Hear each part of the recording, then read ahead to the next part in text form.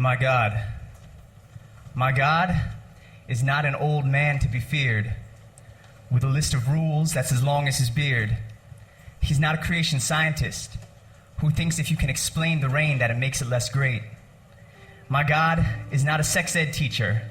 He's not a tract, not a VHS tape, not a bumper sticker, with a bogus slogan chosen for controversy, or a candidate who managed to attract the right wing. He's on the wrong side of the tracks, Palestines and Iraqs. He's behind every person whose culture has turned their backs. He's beside every divide to provide for both sides. He's on top of the world and still holds it together. He's the most clever. Sometimes he's seen in Esther, Mary, Teresa, Lydia, Deborah, Rashana, Jingy, Unju, Emma, Julie, Jessie, Tori, Rebecca. My God is not a limited release. You don't have to pre-order. Line up, show up, and show receipts. He's not a neatly produced show on stage or a test prep book with the answers in the back page. My God is not the Texas Board of Education. He's not Jesus Camp, but he's also not The Simpsons. My God cries and my God laughs. He knows what it's like to have a cold drink in the bath. My God has a sense of humor, so he created me, an Asian pastor that raps.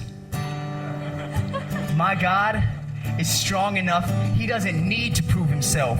He's big enough that he can fill any room in the house. He likes the little people, the hurting, the lost, the ones who lost their virginity to someone who stopped calling. He's a father whose children didn't listen, but he never lost his patience and lets us come home. And a room in the basement is always waiting and vacant, with fresh sheets on the bed and fresh food for the taking. My God loves weddings. He dances on the floor until long after the last guest has bounced.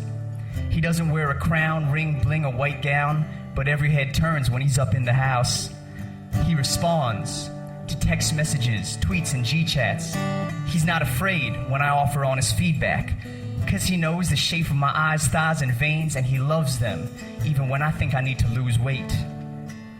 My God knows what it feels like to be beaten by a lover, abandoned by a mother without a roof for cover. He knows what it's like to have to stay undercover, afraid of what others would do if they discovered. He listens to alcoholic confessions, gives late-night blessings in midnight sessions. Sometimes he keeps me guessing, but only if there's a point to learn. He even cares when my other friends are unconcerned. He loves widows, orphans, gay people, straight.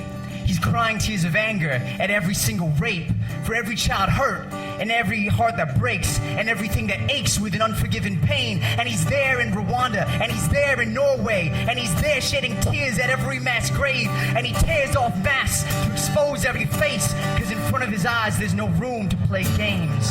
Because he's every mother's kiss, and he's every father's gaze, and he's the God of every person who's out there who needs grace. And he doesn't care what you call it. It's not about the words. He just wants you. You. You. And you. My God.